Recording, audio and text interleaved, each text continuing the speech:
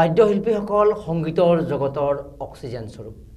নমস্কাৰ জনাইছোঁ ডেমক্ৰেচি লাইভৰ ষ্টুডিঅ'লৈ মই মৰম কুমাৰে স্বাগতম জনাইছোঁ। ডেমক্ৰেচি লাইভ আৰু মৰমলাইন ৱেলফেয়াৰ ছ'চাইটিৰ তৰফৰ পৰা আমাৰ এক বিনম্ৰ প্ৰয়াস। সেয়া হ'ল আমি সদৌ অসম ভিত্তিত প্ৰাইজ মানি এক বাদ্য সংগীত প্ৰতিযোগিতাৰ আয়োজন কৰিছোঁ আৰু আয়োজন কৰা এই প্ৰতিযোগিতা আগন্তুক সময়ত অনুষ্ঠিত হ'বলগীয়া ডেমক্ৰেচি লাইভ আৰু মৰমলাইন ৱেলফেয়াৰ ছ'চাইটিৰ বাদ্যশিল্পী মহোৎসৱৰ অংশ হিচাপে এক প্ৰয়াস।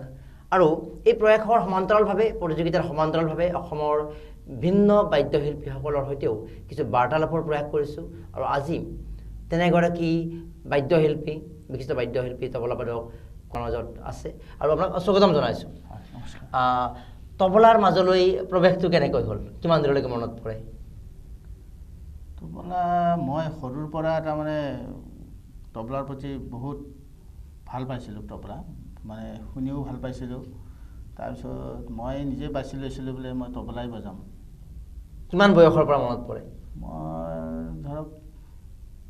ক্লাছ 6-7। আৰু প্ৰথম গুৰু হিচাপে ক'ত আৰম্ভ কৰিছিল? প্ৰথম গুৰু আছিল মোৰ খুৰাই খগেন্দ্ৰ মোহন গোস্বামী। সুন্দৰ। আমি আৰু কথা জানিম, আৰম্ভণিতে অকণমান তবলাৰ লহৰ অকণমান আগবঢ়াই লওঁ নেকি? আপোনাৰ পচন্দৰ কিবা তবলাৰ লহৰ কিবা এটা আচ্ছা কিবা এটা আগবঢ়াই দিলে।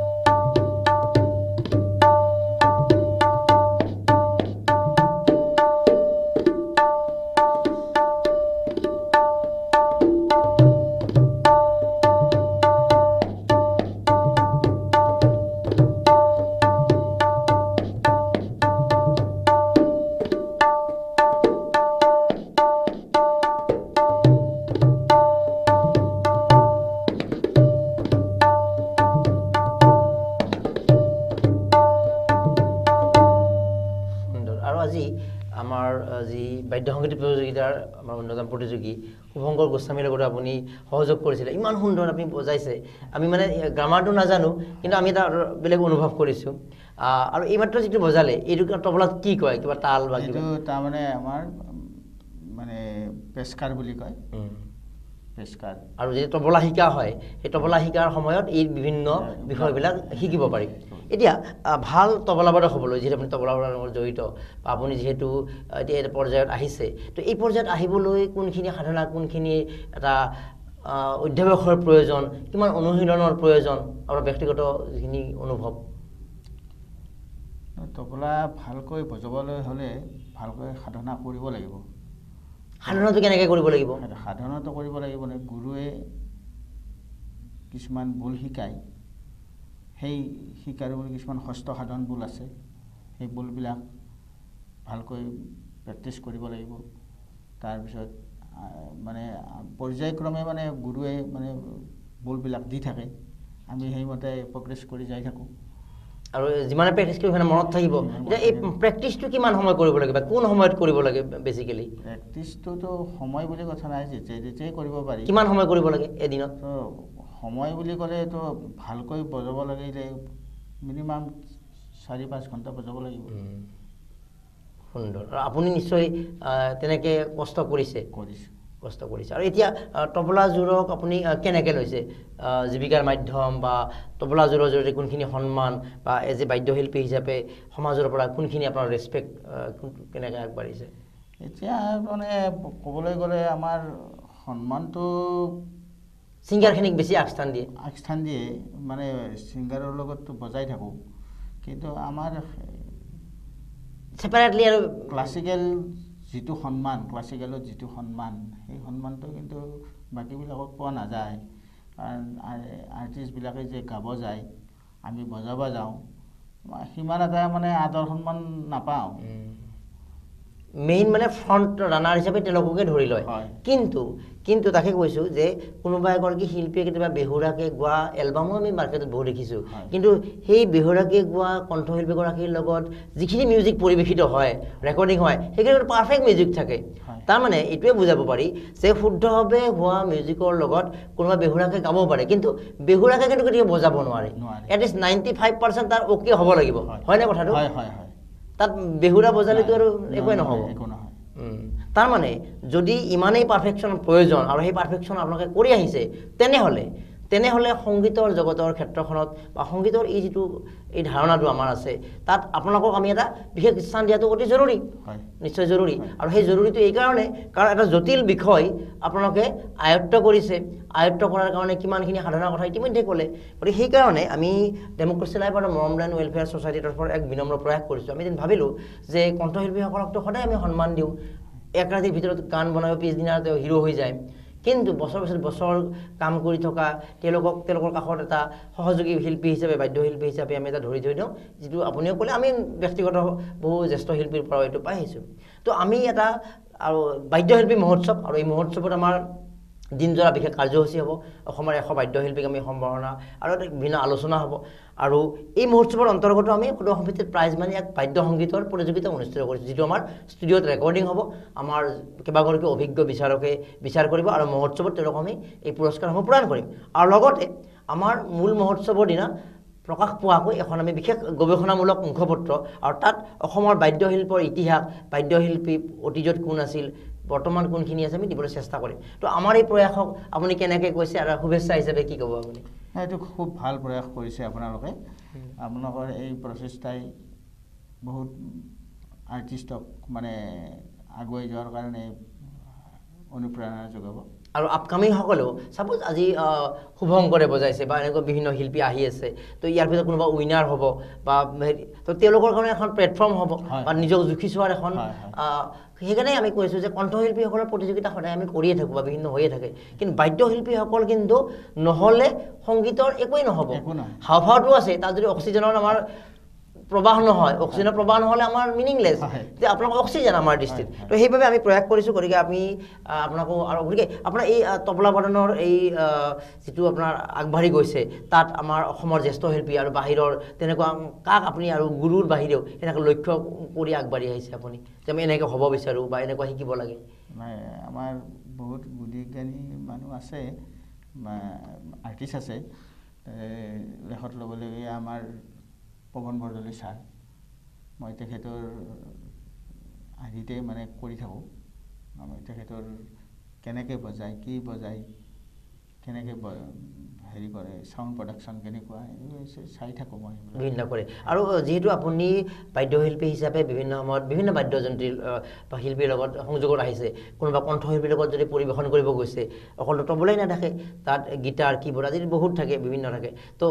আপোনাৰ সংস্পৰ্শত অহা হয়তো অসমৰ বহু শিল্পীৰ নাম জানে কিন্তু সংস্পৰ্শত নাহিব পাৰে আপোনাৰ সংস্পৰ্শত অহা এনে কিছু বাদ্যশিল্পীৰ নাম আজি অকণ ল'ব পাৰি নেকি যাক আপুনি জানে আৰু এইটো কথা এইটো কোনেও বেয়া নাপায় যে যিসকলৰ নাম নলয় তেওঁলোকে বেয়া নাপায় কাৰণ আমি যিহেতু এই দুমাহ যদি এনেকুৱা চৰ্চা কৰি আহিছোঁ যে বাদ্যশিল্পীসকলক অকণমান আমি এটা নেৰেটিভ দিব খুজিছোঁ চৰ্চা দিব খুজিছোঁ তো আপোনাৰ মুখেৰে কেইগৰাকীমান বাদ্যশিল্পীৰ নাম যি আপোনাৰ জীৱনত প্ৰভাৱ পেলাইছে বা আপোনাৰ বন্ধু হিচাপে আছে বাদ্যশিল্পী মানে আপুনি যিকোনো বাদ্যশিল্পী হ'ব পাৰে আমাৰ এটা লগত আছে গীটাৰ বজোৱাও আছে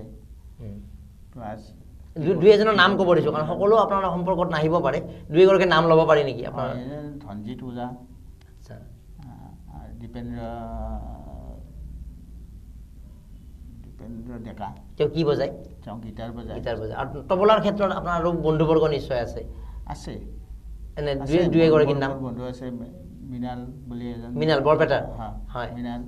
তেওঁ ভাল বজায় মৃণালো ভাল বজায়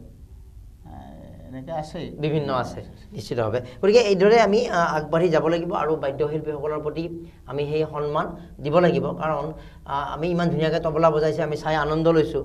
বা আজি এগৰাকী প্ৰতিযোগীয়ে সুন্দৰভাৱে বেহেলা বজাইছে আমি চাই আনন্দ লৈছোঁ কিন্তু সেই সুন্দৰভাৱে বজাবলৈ কিমান তাল লয় শিকিব লাগিব বছৰ বছৰ সাধনা কৰিব লাগিব তেওঁহে অৱগত সেইবাবে আমি সকলোকে অনুৰোধ জনাইছোঁ এই বাদ্যশিল্পীসকলো হয়তো মোৰ দৃষ্টিত কিন্তু কণ্ঠশিল্পীতকৈ ক'ৰবাত ওপৰত যেনেকৈ তেওঁলোকে 95 to 100% ভিতৰত থাকি মিউজিক প্ৰস্তুত কৰা মিউজিকৰ কোনোবা বেহুৰা গায়ো কণ্ঠশিল্পী নাম লৈ থাকিব পাৰে কিন্তু এওঁলোকে কেতিয়াও কিন্তু সেই যিটো মিছ টিউন বজাব নোৱাৰে বা সেইটো অৱগত হ'ব তাৰমানে কিমান জটিল আপোনালোকে অনুভৱ কৰক সেইবাবে এনেকুৱা জটিল বিষয়ত তেওঁলোকে সাধনা কৰি আহিছে সমূহ বাদ্যশিল্পী বিশ্বৰ সমূহ বাদ্যশিল্পী যিহেতু অসমৰ হকে কাম কৰিছোঁ আমি অসমৰ সমূহ বাদ্যশিল্পী আহক আমি সকলোৱে তেওঁলোকক চেলুট জনাওঁ তেওঁলোকক আমি সন্মান প্ৰদৰ্শন কৰোঁ আৰু ডেম'ক্ৰেচি লাইভ মৰমলেণ্ডৰ সামান্য যি প্ৰয়াস বাদ্যশিল্পী মহোৎসৱ আৰু সৰু অসম বাদ্য সংগীত প্ৰতিযোগিতালৈ আপোনালোকৰ দিহা পৰামৰ্শ আমি বিচাৰিছোঁ শেষত আৰু এটা কিবা সুৰেৰে আমি যে সামৰণি দিব পাৰোঁ বা আচ্ছা আমি সেইটো মই বুজি নাপাওঁ যে আপোনালোকে বজাই বজাই এটা সময়ত যে খৰগতিত যে বজায় সেইটো কি বুজায় তাৰমানে ৰেলা বুজি কয় ৰেলা আচ্ছা ৰেলাৰ পৰা আৰম্ভ কৰিব পাৰি নেকি আচ্ছা আচ্ছা আচ্ছা